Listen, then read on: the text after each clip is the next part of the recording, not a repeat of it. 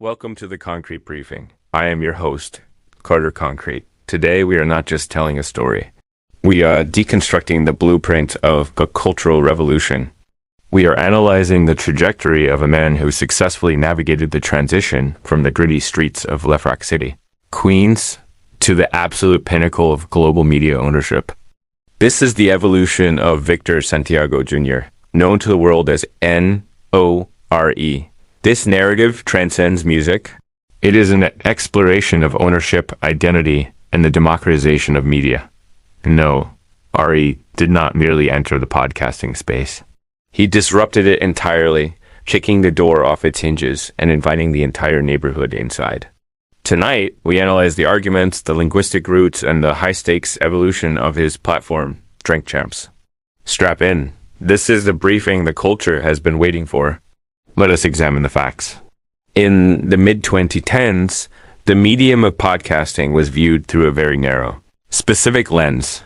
N.O.R.E. himself admits that when his partner DJ EFN first proposed the idea, the initial reaction was one of skepticism. In the vernacular of the streets at that time, the very word podcasting sounded, in N.O.R.E.'s own words, lame. The landscape was then dominated by figures like Cypher Sounds and Peter Rosenberg individuals, who were respected but operated strictly within professional corporate boundaries. The central argument presented by N.O.R.E. is that he made podcasting cool for the hood. Why does this argument carry such weight? Because N.O.R.E. fundamentally disrupted the traditional radio format. Historically, hip-hop artists were required to visit corporate skyscrapers to essentially beg for a seat at the media table. N.O.R.E. argued that by smoking, drinking, and maintaining the raw, unpolished mannerisms of a Queens native on camera, he effectively removed the guard of his peers. When we explore the linguistic roots of his interviews, we see the implementation of what is termed barbershop diplomacy.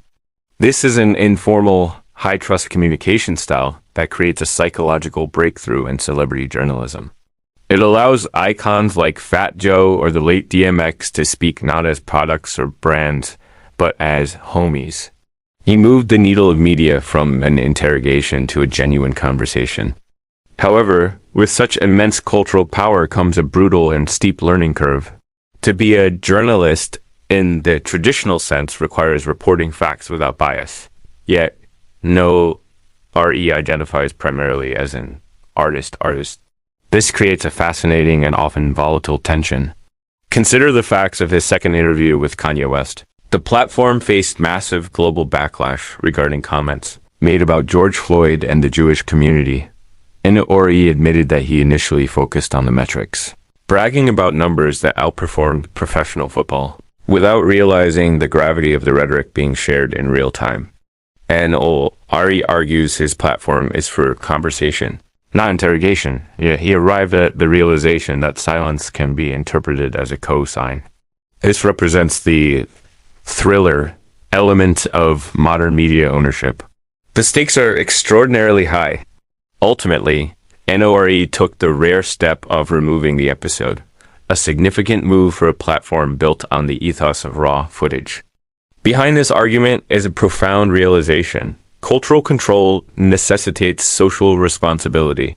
He learned that even a self-described fake journalist wields the impact of a real one. Furthermore, the Swizz Beatz situation illustrates the struggle between street loyalty and media transparency. When Swizz Beatz requested an edit regarding comments about Drake to protect a relationship, N.O.R.E. complied, only to regret it when Swizz expressed those same views elsewhere. His argument here, the universe always finds the truth. To truly understand the arguments made by N.O.R.E., one must understand his vernacular roots. He often references his late friend, Big Pun, and the seminal record, Boricua Morena. N.O.R.E. argues that the Latino and Black communities are viewed as identical by the outside world, and therefore they must be unified from within. This is a vision of pan-Latino empowerment. N.O.R.E. saw his vision manifested on the world stage during Bad Bunny's Super Bowl performance, which featured the flags of all Latino nations. He analyzes the cultural history of the word minority and explicitly rejects it, arguing that combined, Black and Latino people constitute the majority. His perspective is heavily influenced by the ice grill culture of New York, a defensive, tough exterior necessitated by his upbringing, but he has evolved this energy to promote a lifestyle that now prioritizes health and wellness. This brings us to the most unexpected chapter of this briefing, the marathon. N.O.R.E has achieved elite or vault status on the Nike running app, having logged thousands of miles. He argues that running is for all races and serves as the ultimate medication for depression. Following his first marathon, N.O.R.E experienced deep depression, revealing the personality of a man addicted to the preparation for a mission. By transitioning to Run Champs, he is leveraging the same hood influence that revolutionized podcasting to make cardiovascular health aspirational. His collaboration with the Marathon Run Club in LA to honor Nipsey Hussle is a masterstroke in bridging the East and West Coast through sweat and discipline rather than conflict. Let us conclude this briefing. N.O.R.E is the architect of a new media era. He has proven that it is possible to maintain Queen's mannerisms, neighborhood gestures, and authentic humor while commanding the attention of billionaires like Jay-Z. He has internalized the lesson that open when we tell them to open. A profound realization of power he now applies to his own intellectual property. He has transcended the title of rapper to become a media mogul, understands the nuance of the edit, the weight of the comment section, and the life-saving potential of a 5K run.